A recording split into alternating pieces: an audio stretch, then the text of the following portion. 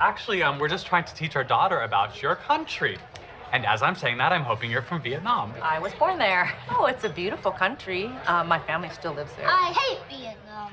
Lily, honey, we don't hate. I hate Vietnam.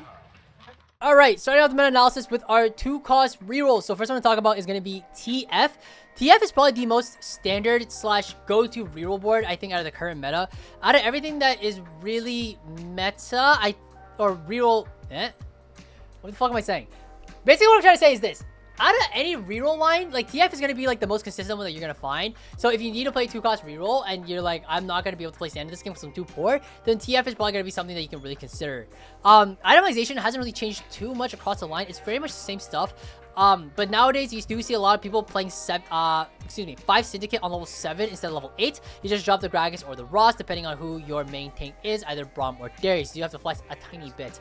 Braum 3 is going to be also one of the more common outs that you're going to see. So what you do see a lot of people doing nowadays, especially with these 2-cost reroll lines that kind of want these 3-star 3-costs as well, is you can tempo to level 7 instead of rolling on 6, and you can find Braum 3 as well, depending on your spot. Obviously, that's not always going to be the case, but you can definitely do that, or you can still just do the standard reroll on 6 and look for the TF and the Darius. But the going to 7 first and then rolling is also really nice if you do already have natural a lot of copies of TF. Just because you get to dig a little bit on 7 odds for 1 misfortune, and because of how uncontested this unit is, you can typically find 5 Syndicate not too... Like, it's pretty easy on level 7. It's not too bad.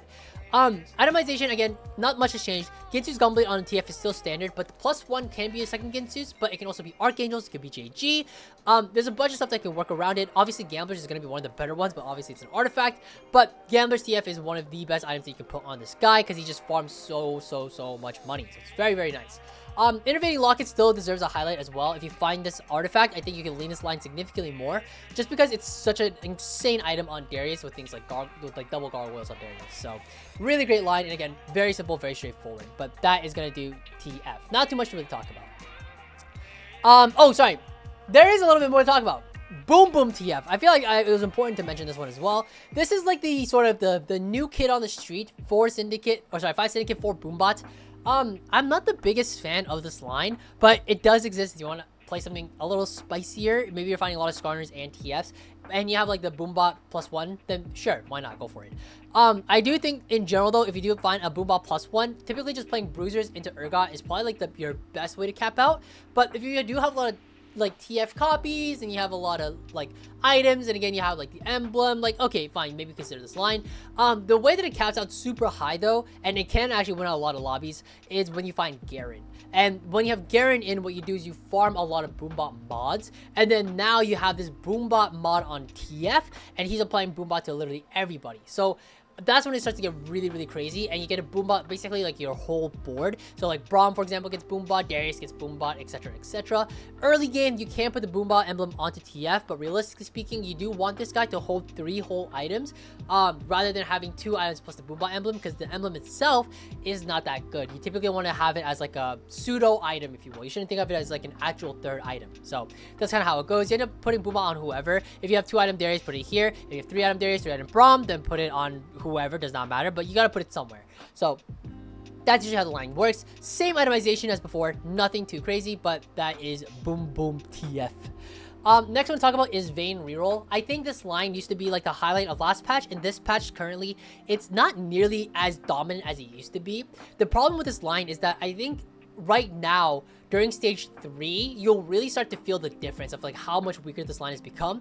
Because before, on stage 3, as long as you had like 2-star frontliner plus Vayne 2, you found yourself streaking pretty comfortably, and you wouldn't be too worried about losing fights, and if you did, they were very minute. Ginsu's Vayne, unless it's double Ginsu's during stage 3, does not feel nearly as dominant as it used to be. And actually, as you play the game, you'll notice that like it feels a lot worse than it used to. And even if you find that Vayne 3 fast, it still doesn't feel amazing. You do really need to cap out pretty high, finding the Z2, finding Jarvan 3, ideally Senna 3 as well, on top of Leona 2, and Skarner 3. So there's a lot that you want to be hitting and itemizing. So there's a lot that needs to go right nowadays with this line. Again, I would not really play it unless you had a really good spot for it. And even then, it's like you should be a bit hesitant about it and really only play it if, like, you know, the game is like force feeding you Vaynes. Lucky Gloves and Anger Issues, I think, are two augments that really need to be highlighted as well. Lucky Gloves is amazing in this line, and I think the main reason is because, one, all the Slayers get a bunch of AD from the trait, and the gloves give crit, but also you have so many units you want to itemize. Zed, Jarvan, Senna, Vayne, even tanks like Skarner and Leona could use just very classic items. It's pretty chill. I will say though, Lucky Gloves, it will give Jarvan tank items, and typically you kind of want more like Titans, BT, Steerax on this guy. So it's not ideal to put the Thief Gloves on Jarvan, but that is a thing that does exist. But yeah. And I think that's basically does it. There's not too much to talk about. I think Anger Issues is probably still really good in this line, but I'm a little hesitant to say that because, one, I haven't seen anybody actually lean this line and then play it to Anger Issues. And then number two, I think Anger Issues is kind of a line that it's really precarious. It's like you're already playing Vayne and then you're going to use a Prismatic with Anger Issues. Like, it's probably still good. I don't know if it's like an auto click and like it's like that insane anymore. But I mean, it's more of a testament of the line itself being bad and not necessarily the augment, because I don't think this augment has changed at all since last patch. But that basically does it for Vayne. I think it's really, really straightforward. Next, I want to talk about new high score Veigar reroll. I think Veigar reroll has gotten a little bit of hype, but overall, I do think that this Veigar line is just not nearly as dominant as it used to be. And quite honestly, I think unless you get new high score, I don't think this line is very good, to be completely honest. I think Cower Weakling is like, maybe you can take it if you have Veigar 2-1-2-1 and you have like true Biz already, because it's like, I don't know, it's like the Vi component Anvil portal, and then you have like 5 components and you already have like 2.5 out of 3 items, like perfect Veigar 2. Maybe consider it. But even then, I'm still like not the biggest fan of this line. So again, outside a new high score, I wouldn't really lean it, but it does exist. Blue Buff Nashor's JG is going to be your BIS Veigar. Obviously, managing is really, really great on this guy, and if you have it, you can definitely consider this a little bit more. And I think artifacts in general do enable this line a tiny bit more, but not enough that I'm like super ecstatic about the line. Manazane Veigar is probably the only thing that really comes to mind that's like, oh, this is like turbo broken in the line. Everything else just feels relatively mid. Main tank is going to be Poppy 3 or Shyvana 3, depending on what you find. I think both are okay. It's just really whatever you hit. And then you just really want to make sure you get the 6 techie for Cyber Boss as soon as possible. That's what makes new high score so good, because Kobuko is given to you for free. And you get that 4 Cyber Boss super, super early. Another thing to note as well, since the Kobuko reworks, Kobuko 2 is actually very itemizable. So I do think like items like Crown Guard, Adaptive, these sort of like AP tank items are going to be your best bet when it comes to playing around Kobuko. But again, I don't think it's really Kobuko unless it's Kobuko 2, and even then, I mean, no, Kobuko 2 is really good. It's, don't get me wrong, that's actually really great. Viego also on this line is really great, and Viego has actually dropped a lot in popularity, I think, in terms of the 5-cost meta. So it shouldn't be too difficult to find these Viegos compared to before. Still a very strong unit, don't get me wrong, but we'll talk a little bit later why Viegos become so much less popular. But that's gonna do it for 2-cost rerolls. The next 3-cost rerolls, and I should have mentioned this before, but we're not gonna go over any 1-cost rerolls, at least at the moment, because none of them are good, except for 1 or 2, which are artifact enabled, but we'll go over that at the very end. Next one, 3-cost reroll, going over with Nefiri Yuumi. This is a line that was very popular. I think Sub-Zero did a video on this talking about it when St. Fishes played it. Very popular line. I think it's strong, but I don't think it's like as good as people think it is. And I'll talk about a little bit why. First off, Nefiri items are going to be GAIE Hodge. Appies was really the one that really cracked the code, I think. At least that was the first time I heard about it, where he was like, no, you need GAIE Hodge on this guy, and he's just going to go infinite, but he does need to get that de-aggro going on. So typically placed in A1 or A7, which is great. Just got to make sure it's on the same side as your main tank. In this case, it's going to be Nico. Yuumi is going to be blue buff Gunblade +1. Rabadons is pretty good, but I do think that like JG, Gunblade, or sorry, Gunblade's already in there. Blue buff Gunblade +1. So Rabadons, Archangels, even Nashers is like kind of okay. But these are items that you're going to want on the Yuumi. Annie also really wants items as well, Blue and Nashers. So a couple of things that I want to note is, first off, super item hungry composition. The problem that I have with this board is that you have very little frontline. Nefiri is kind of like pseudo frontline, and Nico 2 is super congested. You're typically stuck on Nico 1. So when it comes to this line, you can go for Echo 3 as well if you really wanted to, but I don't think this Echo 3 unit is like super good. And in fact, most of the time, you do want to have enough money to push 7 and roll for the Yuumi. So not a big fan of the Echoes unless you like natural like a shit ton of them. Another thing to note as well is because of how item hungry this is, and because of the lack of frontline, you want Annie to be casting. But the problem is, you're itemizing Nefiri, you're itemizing Yuumi, you're itemizing Nico. So you need 4 basically like fully itemized units to get the full value out of this comp. So I'm just not the biggest fan of this stuff. So that's my biggest qualm with this comp, is just the lack of frontline can feel really, really poor. It is, don't get me wrong, very strong in the right scenarios, but it's just not the... It's just not really consistent, in my opinion. I think that's the only thing that I don't really understand. But that basically does for AMP reroll. There are some really good items as well. I know Spectral Cutlass on the Fury is supposed to be really good. I'm personally not the biggest fan of it, but maybe somebody else can correct me on it. I know the stats really love it, by the way. But the reason why I don't love it mainly is because what I've noticed when playing this line is that this just goes to the back line, and then it just kind of gets like 10-way contested, or 10-way like focused down. So it jumps here or here, and then it just 1, 2, 3, 4, 5 just all focus fire to the Fury. And then most of the time, it just dies. Like, even with GA, like, I don't know, man. Like, I know the stats say what the stats say, so, like, I understand. But at the same time, I'm just personally not a believer. I know Appy's isn't a believer of the Spectral Cutlass thing as well. It just feels a lot worse. And I think if you play it, you'll kind of understand why. But I've seen a lot of, like, mixed and conflicting opinions about it. So that's the only thing that I'm, like, a little... I don't know. I know the stats are good on it, and stats are stats, but at the same time... I don't know. It feels like a low elo baiter, but that's just me. But anyways, moving on. Next one is going to be 3-cost reroll with Draven and Galio. I think this line is fine. It's not necessarily amazing anymore. It used to be like this like really good like Cypher cash out, I won the game sort of line. Nowadays, not so much. I think Hostile Takeover is still very playable for this specific line. But outside of Hostile Takeover, I am actually like not the biggest fan anymore. I do think nowadays when it comes to playing Cypher, you are mostly like, you're mostly playing like pivoting into strats or Street Demon is sort of like the main line. So most of the time you end up like itemizing AP, and then that's kind of how it goes. If you get dropped a lot of 80 items though with Cypher start though, then you can probably consider this line. And again, it's still solid, but it needs a dual carry somewhere. So things like Zeri nowadays is really inconsistent, so you can't really rely on Zeri anymore. But I mean, it's still Zeri too, like it'll do something, but it's probably pumping like 4k damage maybe. And that's not enough. Draven 3 alone is not going to be enough to win you fights. You do need like Z2 is like the big ideal. Like you really do want to hit that Z2. I've seen multiple ways of playing this line. You can go either reroll on 7, hit the Galio and the Draven, and then push 8. I've seen people push 8 first and then roll for their units. It really is spot dependent. So I would say like that's the only thing about this line that I think is really tough. And the itemization for Draven is pretty specific. Shojin +2, but it's usually Shojin IE +1. And then the last one can be whatever, GS, Guard Breaker, whatever. But you do want Shojin IE first and foremost above anything else. Zed also is a bit greedy as well. He really likes IE double Hodge. GA is just never really a thing on him, but he can kind of hold whatever, and it's totally okay. Galio 3, just generic tank items, same as before. And Sedge, same mana items as well. Things like Adaptive, your Vow, stuff like this that is very, very common, I believe, is super common knowledge at this point for a lot of players. But that basically does it for this line. And again, very straightforward. Nothing much has changed too much about it. Next one, Verticals, and we got a ton to talk about. First one. Jesus, I feel like I've been talking like non-stop. First one to talk about is going to be 7 Street Demon. This is sort of like the big one of the current patch that everybody is raving about. 7 Street Demon is super strong. Do not get me wrong. Very, very strong line. But I don't think it's strong enough to the point where like people like you have to bitch about it. It's strong. Don't get me wrong. But it's I think like it's not a line that's worth 3-way contesting.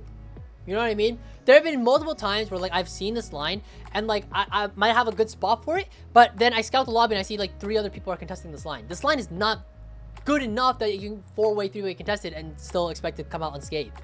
So this line, I think you really should only play it if you have a good spot for it. And I mean, that goes with any line, but in particular, I think people are way too biased about playing Street Demon. And I think at the end of the day, if you want to climb, you're going to want to be a little like less like I have to play Street Demon every single game. You know what I mean?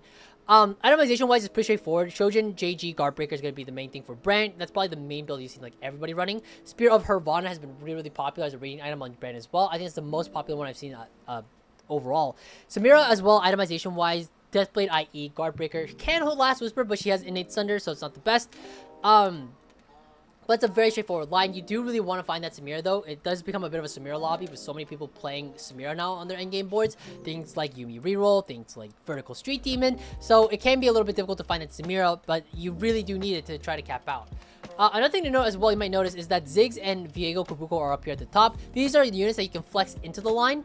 I do think that a lot of people invest way too many resources into the Ziggs 2 unit. It's not that good to the point where you have to play it. And I think Ziggs without Cyberboss is actually like significantly worse. So unless you got Cyber Bossing with the Kabuko, then consider Ziggs. But then even then, it's like you kind of want like 3 items on the Ziggs on top of everything else, but you kind of want to make sure you itemize the Samira, because Samira 1's going to be a lot more impactful than the Ziggs 2 without Cyber Boss. So at the end of the day, like, I don't think Ziggs is that great. Instead, I think Yuumi is way more cost effective, also strategist, but also gives AMP for your Samira anyways, and that feels way better.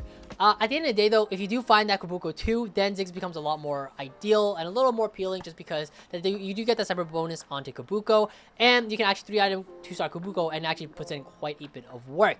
Viego again as well is really nice, just because it fits the board super nicely. You can just drop the Zyra and play Viego. Super great. A last thing to note, I think augment-wise, Trait Tracker is super good in this line, which is crazy because Trait Tracker is a broken augment. But Trait Tracker into Street Demon is like a very popular thing going on right now. It's just, there's so many open, like, traits here on the side that it's like, it's super easy. Bruiser, Executioner, Marksman, Slayer, Techie, so many different things that you can put in. It's super nice. Another thing to note as well, and a super broken combination, is if you find Coronation, because Coronation just lets you play 10. If you can find it on 9. So that also exists. Same with Anima as well, but it's not nearly as dominant as Street Demon. And I feel like in general, when it comes to playing Street Demon, like, this line in general is just, it's easily the most S tier meta line. So if you're going 2020 something, you could 2020 this, but you're going to be contested quite a bit on ladder if you decide to do so. But I think that basically does it. Oh, one last thing, sorry, real quick.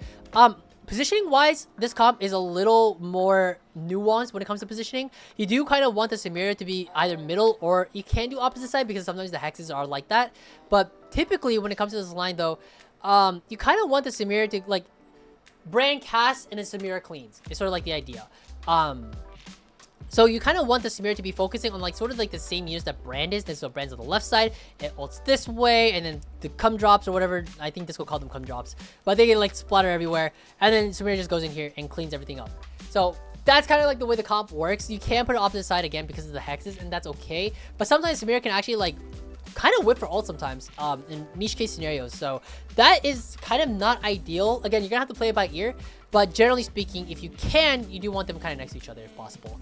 One last thing to note, by the way, I found this out earlier today. Street Demon is actually bugged right now, and not in a good way. Turns out the signature hexes will give the same amount of stats as regular hexes if you decide to move it off a signature hex and then put it back on. So that is what really sucks about this. So in order to fix it, by the way, you have to take the unit off and then put it back on from your bench onto your board. 10 Street Demon, by the way, is also very buggy. They're like ghost units that stick on your board. Sometimes you don't actually paint the town blue, but you get the stats.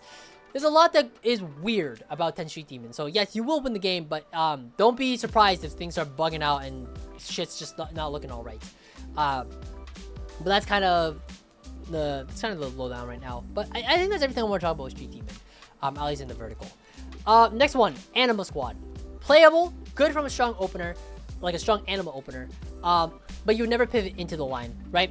At the end of the day, this is a very augment dependent and augment enabled line, so I think it's still very playable. You just have to know the right spots for it. So support Spire 2-1, for example, is a really good sign. Power leveling can be okay. I don't think it's nearly as dominant as support Spire though, so I think power leveling, unless you have a really good spot, like you're like, oh, I'm Silas 2 with a Seraphine 2 and you know, like all that jazz, fine, take it. But like realistically speaking, like if that's not your spot, then really you shouldn't even be playing Anima in the first place. Little Buddies also turns this comp insanely fucking good because you just get so much Little Buddies value. You do have to unfortunately drop the Yuumi because nowadays Yuumi is a good unit, and I think, to be completely honest with you, I think itemizing Yuumi throughout this line is actually not that bad at all. Especially if you find yourself contested for Marksman. And what you can do is you can itemize Yuumi 2 to actually carry you throughout a lot of the early to mid game, and then through like the middle to late game, once you eventually find the Xayah, you will have some level of 80 items for her because she's very flexible with her itemization.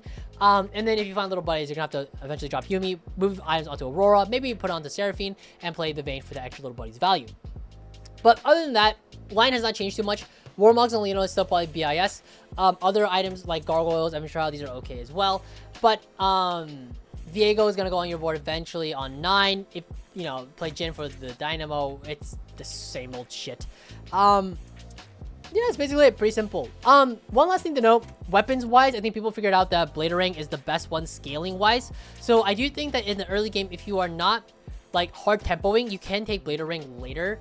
If you find yourself in a weird spot where you can pivot, but it's almost never happens. So, but it does exist, just to let you know. So if you're playing for like the turbo win out, sure, take Bladerang. But It's very rare where you find yourself in an instance where you're like, oh, I'm gonna scale and win out the game with Anima Squad. And, yeah, okay, sure, buddy. But yeah, that's kind of it. I also have this as well. Oh, sorry, one last thing to note. Quality over quantity in this line is actually very, very good. You actually can play this line with this augment. And itemization wise, you're gonna want all of the shred, all of the sunder. I.e. for Xayah, Warmogs for Leona. I've seen people talk about the Varpala for Leona. I actually don't think that's correct. 7 Anima gives 70 armor and Mar to Leona. I don't see a reason why you also need the the Radiant Stoneplate on Leona. It doesn't make any sense. Sunfire is really great. Equinox is really great. Shiv is really great. And then after that, freestyle it, whatever you want. But generally speaking, quality over quantity is super great because a lot of the power comes from the trait itself, not necessarily from the unit. So the units are not too picky about the items as long as they are radiant and you are chilling. But that basically does it for 7 Anima. Next one, 5 AMP. Now, again, we talked about the Nefiri and the Yuumi version of this already, but I wanted to highlight a little bit more about the vertical version of this board, which is not actually playing like Nefiri, Yuumi, and actually like re-rolling. It's more like a tempo variation, where instead, you could play Nefiri 3, but you could also just do Nefiri 2, and you could just do Yuumi 2 instead, and Yuumi just item holds for an Any 2 who you play around eventually. Couple of problems with this line is, again, the lack of front line. I think this line is kind of a Zac lottery. You kind of really want to find that Zac as soon as possible, because I think Zac really makes this board stand out like crazy. Because it really just is a perfect threat that fits into your board that is going to just scale over time and really make sure that the fight lasts long enough that Annie can ramp, and Nefiri can do damage, etc, etc. But you can play this vertically, and I think it's actually okay. But you do need a really good spot for it. But just so you know, it does use strategists like Nico and Echo, which are super, super popular in the current meta. And unfortunately, like, that's what makes this line so difficult to actually hit. So that's something that is going to be a little bit difficult to stomach at the very least. But that is something that is available as well. Oh, sorry. Yes, you are correct. Sorry, we are doing this live on stream, by the way. But Nashor's is terrible on Yuumi. I apologize. It should be Blue Buff Gunblade +1, Rabadons, or Archangels. I think we talked about that earlier already, but yeah. There we go. Thank you for the correction. Yeah, that's about it. Not much else to talk about it. But again, I really think that this line is only really enabled by Zac. You always play 5 AMP, and you just slowly drop out of the strategies, by the way, as you find more and more units. You don't drop the Echo, excuse me. You usually drop the Ziggs. Because you get 3 Cheat Demon coming here. But yeah, that basically does it for this line. Next one, Vertical Bruiser. Vertical Bruiser. Very good tempo line. One of those lines that's like, you don't really angle it specifically when the game starts. You do hold the early bruisers because they're the best, like, unit quality wise. But typically speaking, you just kind of like hold the bruisers, and then if it's your strongest board, you can just like kind of tempo into it, and then it's kind of chill. Reinforcing Skeleture, Skeleture is a really good augment for this line though. So in general, what ends up happening is that you can kind of flex anything in the backline. And I would argue you're better off flexing AD than AP. I think a lot of times people do end up just like tunnel visioning on Vex having to be in the backline. It doesn't have to be. You can play Aphelios, you can play Xayah, you can play Vayne, you can play Aurora, you can even play MF. Like, again, anything from tempo and ahead, you are going to be okay. So like when you have an MF on your board, you're gonna be like, oh fuck, this guy's talking about MF, like this unit's dog shit. And I understand where you're coming from, but I do think that like MF, you're gonna want Syndicate in, by the way, with Darius +1. But typically, as long as you're like just playing whatever you are hitting in the backline, that is fine. And like at the end of the day, it doesn't even have to be a 4 cost. You see Vayne is in here as well. I've even seen like 2-star Vayne to 9, and then you pivot into Urgot 1. That works as well, right? There's so many different ways that you can play this line, and it's really going to be dependent per game. I also think, by the way, Aphelios is really underrated for this line because you can Ginsu Slam that eventually goes on Urgot, and you can item hold for Urgot, but in the meantime, you can Ginsu Slam Aphelios, and then you can use Golden Ox stacks to actually make up for the lack of damage, and because the fights last so long, you can actually dish out a decent amount. I think Aphelios 1 is actually a lot it's pretty underrated, I think, in this flex line. Obviously, there are other things you can do as well, but the whole point of playing this line is that it gets you to 9. That's the only thing that you really care about, is getting to level 9, and then you can slowly pivot out of the bruisers and figure out whatever else works whenever you get there, and you find all the legendaries, yada yada yada. You get the idea. But that is sort of tempo bruisers. Cho'Gath 2 is going to be like the main thing that you really want to keep an eye out for. I do really like adaptive on this guy. I really think that getting that first initial cast off just feels so good. Just so he can already start scaling his HP as the fight progresses. Bramble Declaw is fine. It really does not matter. I don't think it should be like triple mana item by any means, but I do think Adaptive is like sleeper OP on this Cho'Gath unit. I know people are saying Redemption is fine as well. I think that's okay, but I would not put Redemption on my main tank. I would just put it on Mundo instead in this scenario where it can buff the Cho'Gath and maybe the Gragas or the Mordekaiser or the Kabuko, whoever is going to be my secondary tank. But yeah, that's kind of it. Very simple. Oh, sorry. Last thing to note, the Misfortune thing. If the game force feeds you Misfortune, I actually don't think you should stray away from it. You should actually click on it. And funny enough, nobody likes this Misfortune unit so much that sometimes you just end up with Misfortune 3. It just happens sometimes. So that is something that you can consider, but that is just something to keep in mind. But anyways, that's it for the vertical. Next one to talk about standard. Playing standard level 8 boards. And first one is Vexotech. Not going to spend too much time on this because this was such a very popular line the last patch, but Vexotech is pretty solid still. You just play Vex with the Sejuani 2, Vex 2, Aurora, Mordekaiser, Gragas. Your level 8, actually, excuse me, it shouldn't be Aurora, but if you hit no legendaries, this is like your level 8 board, but it caps super fucking high. So realistically speaking, you can actually cap out super high, and that's actually what this top board is, which is you cap out with Zac, Renekton, Aurora, Urgot, the Cho'Gath, and the Kabuko now, because it's a very good unit.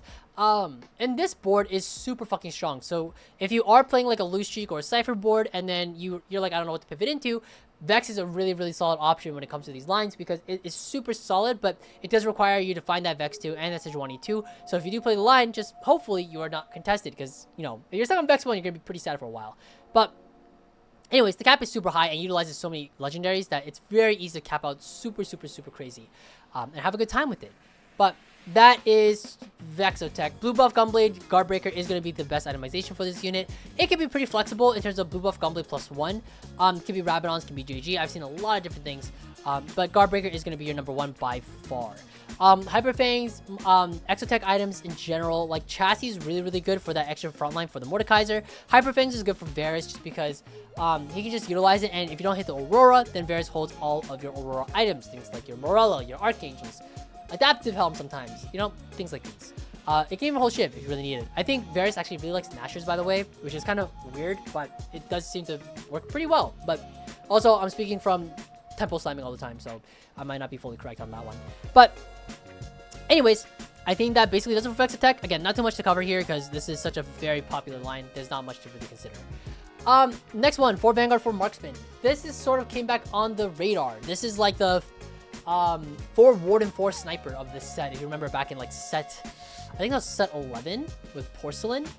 But anyways, this is sort of a very standard, very cookie cutter, easy to play board. I would say it's decent in most spots. It's gonna lose out in very like high cap lobbies, but in like your very standard like TFT game, this is actually a pretty solid board. And what I mean by standard, I mean like standard resources, standard items available, stuff like that. But things like Xayah 2, Aphelios are going to be the main ways that you're going to play this line. You do want to prioritize Xayah, but you do want at least 1 Ginsu's. But people are itemizing this Aphelios unit pretty wrongly, actually. He is an attack caster, so things like IE Deathblade are actually going to be your best bet when it comes to itemizing this unit. And you'll see it. It's very night and day. You should never build double Ginsu's on Aphelios. It's actually a very poor build. Augment dependent, by the way, because we did talk about it earlier. Things like Flatline, things like Pumping Up, Flurry of Blows are all very, very strong augments in this line. Piercing Lotus or Jewel Lotus is really great as well because so many of your marksmen have so much AD that it's utilizing the crit for the backline. So it's actually super strong. So that's something to definitely consider as well. Leona items are same as always. Warmogs +2, can be whatever, it does not matter. Aurora on 9, very straightforward. Gets Corner out of there, I mean, does not matter. It's just any Vanguard. It could be Silas, it could be who, it does not matter, man. It just does not matter. Bruiser focus Vex is a thing. It's a tempo thing. I wouldn't say it's a thing, but it's a tempo thing. You shouldn't like pivot into 6 Bruiser Vex and expect to do well if you lost streak like all stage 2 and 3. Yeah. But yeah. Why do some guys use Gunblade Aphelios? Because they're following the trend, and I don't think it's correct. If you build double Ginsu's Gunblade on Aphelios, you're gonna be pretty sad. It's not gonna hit very well. You do want Ginsu's like IEDB. That's sort of like the main way you want to build it. This is Raptor approved, by the way, because he yelled at me because I was building double Ginsu's. Who's, by the way, he's rank 1 EUNE, so very strong player, and he yelled at me multiple times for this. So Next one. Fast 9. Fast 9 is good. I actually think Fast 9 is very good. It's just hard to get there sometimes. And it's a very punishing line. Where, in general, when it comes to Fast 9, you want to just make sure that you have high tempo, high econ, and you can kind of skip level 8 without having to roll too much on level 8 to, like, you know, just to make sure you're not, like, bleeding out during stage 4. Urgot 2 is going to be the main way you want to cap out. I think, in case you haven't noticed already, a lot of people love itemizing this Urgot unit. Ginsu's, Deathblade, GS are all fine. IE's fine. It's an executioner, though. I will say, though, there's a rumor spreading around. I still don't have a definitive answer if Ginsu is actually bugged on Urgot or not. Some people say it is. Some people say it isn't. Some people say it got fixed. I don't really know what's the actual truth, but that exists. But in case it is not, in case it is fixed, Ginsu is good on Urgot. The way you cap out with this is usually you're going to play around the Zac 2. This is also going to be your main tank. This board without Zac is really, really different. You really want to make sure that you get to the Zac 2 just to make sure that you are actually able to get to a point where, like, you can start stacking this guy and, like, actually have, like, a decent front line for, like, the whole game. If you're Zac 1, most of the time, you actually don't even play it on the board. You actually have it on your bench, and Aurora's going to be tossing it in until you get to that Zac 2 with a ton of bloblets, or it just is your strongest tank, you know, whatever it is.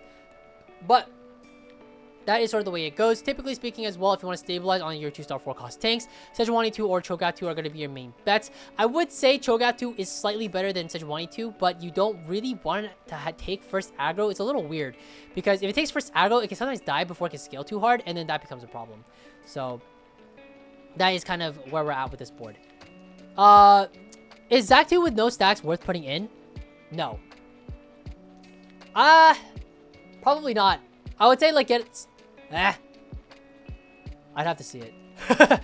I would say, if you have Zac 2, I would put it on the board, but maybe your king items are on Cho'Gath instead until you get, like, at least, like, 5 or 10 bloblets, and then you can probably just move items over pretty quickly. But that is going to be the line for this. It's pretty straightforward. But again, very difficult to pull off. And most of the time, you'll probably be banging your head against the wall because you will rotate into Street Demon players who are stabilizing way, way harder on level 8. So the line exists. This is playable, but you have to be careful because it does require a lot to pilot, but this will cap out higher than some Street Demon most of the time. But yes, I think that's it for this one. Oh, sorry. There's another variation of Fast 9 as well, by the way, with Viego. This is if you missed the Zac.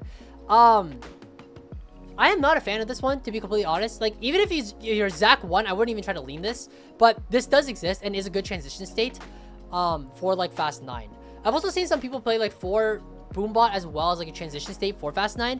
But I don't like it as much. Only just because you end up playing, like, a Skarner and a Fiddle on your board. And it's, like, kind of whack for, like, 4 Boombot. It's cheap to put into your board and get value out of it. But it's really low cap for a level 9 board. So I think that's the only thing that is, like, kind of I'm just not a fan of. So if you're playing Fast 9, I would really, like, lean this one, or I would lean this one, and I wouldn't really think anything else. It's really one of the two. Vex 2 can also be really great as an item holder, by the way. It can just hold, like, either its own items or it can hold Aurora items. Whatever you really find, you can slam whatever and then just, like, move as needed. So if you find that Gunblade with the blue buff and a Guard Breaker, then slam it on Vex. But if you have, like, a Shojin and, like, an Archangels, and you're like, what the fuck is this Vex build? I don't know what the hell's going on. Then you can just throw it on Aurora. Call it a day. But very straightforward. But again, it's not like a board you can play every game. But when it comes to Fast 9 in general, and like these level 9 boards and these cap out like 2-star legendary boards, like your boards almost always at a certain point will reach here ideally in some fashion, because that is your highest cap. Obviously there are exceptions to that rule, but generally speaking, you're kind of converging to this end game board, and typically that end game board is going to look like some variation of this Bill Gates board. But yeah, that is Fast 9. All right, we are making good time, by the way. I know every time I put on a meta-analysis it's like an hour long, but we are making good time. Next one talking about is artifact enabled comps. These are compositions that I think are not very playable unless you have an artifact for it, then it becomes playable. First one is Shaco. I don't think Shaco is playable without Sniper's Focus, or I think RC is fine as well, but Sniper's Focus is better. But typically speaking, this is going to be like the only time I would ever really consider Shaco, unless I'm like Trainer, Golem, Slayer, Syndicate, and even then I would be really hesitant to play such a line. But typically speaking, Sniper's Focus, you want Snipers plus QSS plus 1, usually IE, but QSS is going to be like the big thing that you really need on Shaco here when you have something like Sniper's Focus. The line is pretty straightforward. It's just 6 Slayer. The only thing you have to do is that once you get to Shaco 3, Mundo 3 if you're feeling spicy, you need to get the Z2. That's going to be like the only carry in this line that actually makes a lot of sense here. Because you're not going to really reroll on 7 for anything. You could, but realistically, like, you know, you have 2 units in here, Ross and Gragas, who are good as like filler units, but realistically you can cap out with like Zac, you can cap out with Aurora plus the Dynamo, like the Morgana. Like, there are ways to cap this board out significantly higher. Renekton, Sedge for Bastion, right? Like, there are ways to cap out significantly higher. So you do want to actually push level once you find that Z2, and you need to find Z2 on 8, right? Because typically rerolling 1 cost means you're kicking your econ early, so it's harder to level. You get the idea. But you do need to get the Z2 before anything else. And if you can get here, you're actually in a pretty solid spot, I would say. Not a first comp, in my opinion, but I would say it's definitely like very top horrible with this setup with snipers. But anyways, that's kind of this line. I'm a big fan of Senna 2 carry. It's overtuned. I think Senna 2 is good for like a secondary carry until you get the Z. But I do think Z2 is going to be better because, especially in the current meta right now with Street Demon, Zed can just snipe Brand like super early in the fight, and then that just makes your life significantly easier. So that's kind of why. Why double Hodge? Just because it's really whatever. It does not matter. It's just like it's whatever you find. But Hodge is better because it works with the crit, and the Omni Vamp is nice. So double Hodge, i.e., just it's like technically Chubis, but you can do whatever. You can do BT, you can do Sterax. Probably don't want to do Sterax. You can do Deathblade, right? As long as it's not Edge of Night. Pretty chill. Oh, mana for faster cast. Also true. Also very, very true. You sometimes do see on rare occasion people doing blue buff as well on Zed. You can. It's not like amazing, but you can. There are definitely just better items though overall for it. Eon is bait, yeah, because he has built in whatchamacallit. He has built in you can't see me. What's it called? Untargetable? Yeah. The John Cena effect, you know?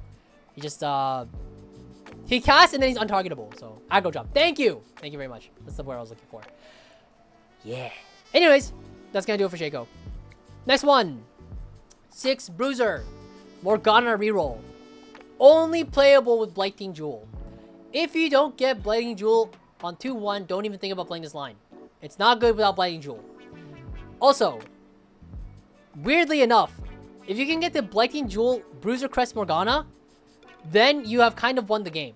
This is a very disgustingly broken interaction. And quite honestly, it's so good that it's close to like rivaling Fiddlesticks, if not better than Fiddlesticks. It's like, it's a more consistent line than Fiddlesticks, but you have to somehow like guarantee Blighting Jewel plus Bruiser Crest on 2-1. And then if you do, then you better have an open tier, because then you want blue buff from Morgana. This one combination is super strong, and the only reason why it's strong, Layduck actually did a video on this a while back, but basically because of the Bruiser emblem, for every 240 max health, deal 1% bonus damage as magic damage. So this actually works in conjunction with Blighting Jewel, where dealing magic damage then reduces the target's magic resist by 4, but then if it's 0, then they gain mana, right? So it just stacks on top of itself like it's crazy how well this shit works, and it's fucking disgusting. I will say this though. If you don't get the Bruiser emblem, it's still playable, but it's weird. And the reason I say that is this. If you get Blighting on 2-1, most people think about playing Fiddlesticks. But the problem is that when it comes to Fiddlesticks, you want Sniper's Focus. Blighting Jewel is actually pretty much only good in the stats if you have like a Bruiser Crest on this guy already. So if you don't have it, then that's the part where it kind of falls through. But then you have Blighting plus Bruiser, then you can play Fiddle. So you can actually flex between the two lines. But if you have just Blighting Jewel, I would say Morgana is playable, but don't expect like an amazing placement, but like 2 to 4 is like pretty expected depending on how well you hit. So I think without an emblem it is playable, but it's not great. Like you see Cooking Pot here as well. The reason I put this here is because if you are in, this is a very, very, very specific scenario. If you are in the Zed artifact portal and you pop your anvil before the 2-1 augments and you see Blighting Jewel and you have a Morgana 2 and then you go to your 2-1 augments and you see Cooking Pot, I'm pretty sure you win the game. I am pretty sure you win the game. So that is why that is there. So it exists, but it's you know, it's just there. The reason why I say you win the game, by the way, is because you are rolling from Mundo 3 and Alistar 3. Either of these can be your main tank, but if you get the Bruiser emblem with Cooking Pot, then you can feed Mundo, and because of his passive, where he gains 30% more max HP from all sources, that includes the Cooking Pot passive being next to a unit that is going to be the closest to feed the Mundo. So it's a crazy interaction. You end up getting with like a Mundo with like 7,000, 8,000 HP on like Mundo 2, not even considering Mundo 3. So really crazy interaction, and it does work, but this is super niche. So yeah, this is like a 1 in 100 game, I would say. It's a very low chance to play it, but if you do get a chance, you should play it. It's super fun.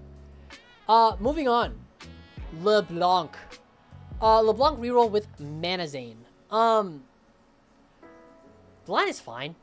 I'm not the biggest believer of Mana Zane LeBlanc because, and the only reason I say because is because I don't think it wins out lobbies. And it's a little difficult to find the frontliners that you need for this line. Typically what ends up happening is that you play around Mana Zane blue buff LeBlanc +1, and then you end up going for like Nico ideally for your frontline, but typically you're stuck on Mordekaiser 2 for a very long time. And then you can't even really get Bruiser in unless it's like the Gragas, and then that gets Divinicore, and then you have like Nico Echo ideally for like the Street Demon, but it's weird. It's weird to say the least. So I'm not the biggest fan of this line. I think the units are way too congested, and I think it's Mana Zane only. I think LeBlanc without Mana Zane, Shojin, Archangel's Nashers is acceptable, but it's very hyper specific. And I think it's genuinely only those 3 items and nothing else. If you don't have those 3 items, I don't think this line is very playable at all. And like even then, LeBlanc 2 without Mana Zane does not win fights during stage 3 without Archangels, is what I've noticed. Like Archangels plus mana gen +1 does not win fights. So there's a lot to go there.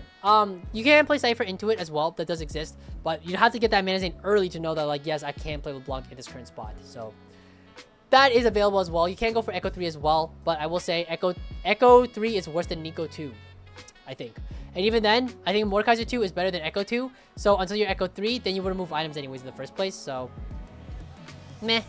Yeah, not the biggest fan. Also, Yuumi 3 is pretty integral for this line. But the problem is that, like, usually there's at least 1 AMP player in your lobby. And if that's the case, then you don't really want to be rolling for the Yuumi as well. So there's a lot of things and a lot of ways this line can get contested.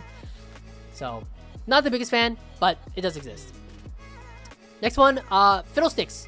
Fiddlesticks, we already talked about briefly with the 6 Bruiser line with Morgana, but real quick, Fiddlesticks is really just snipers focus only. Archangel's JG is going to be really nice on this unit as well as your 2 other items, but it could be double Archangels, it could be Archangel's GS, it could be a lot of stuff. Cho'Gath is going to actually be your main secondary carry, so things like, I don't know what Cookpot's in there, excuse me, but things like your Bramble, your D-Claw.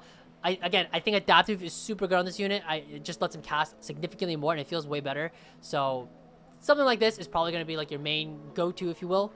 But you just play it for Boombot. Very straightforward. Reroll on 7. Find Fiddlesticks 3. Win out the lobby. Very straightforward. Mordekaiser 3 is nice as well. Significantly less congested than it was previously, but congested enough that it's not reliable. So if you find it, great. If you don't, whatever. Last thing to note, Chug Bug.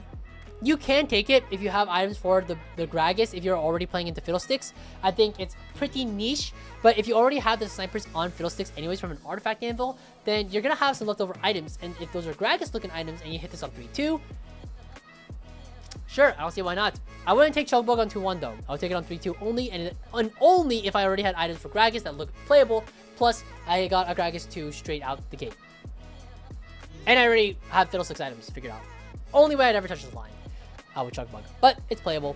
Chugbug build, I believe, is BT Archangels Titans. It's sort of similar to, if you remember Steb from set 13, it's a very similar build. Something like that. Yeah, very straightforward, very simple. Also, make sure you build Redemption at some point. Works very well in this line. Just not on your main tank, but somebody close by so that, you know, buffs these 2 for the damage reduction. Very nice.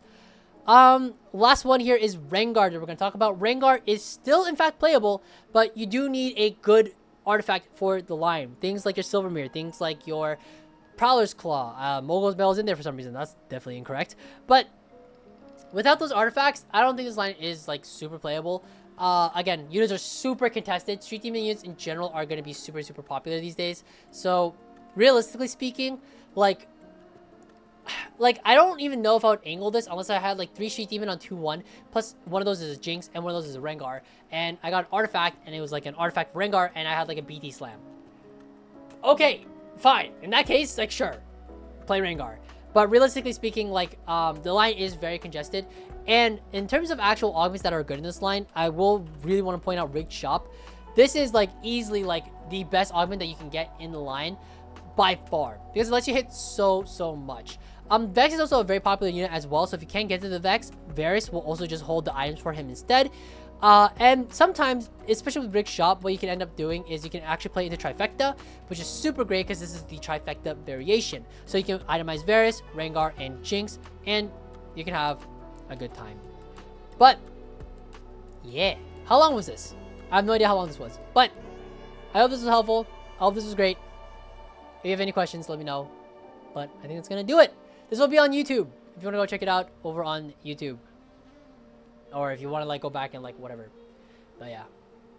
Alright. That's going to do it. Take care, guys. Happy climbing.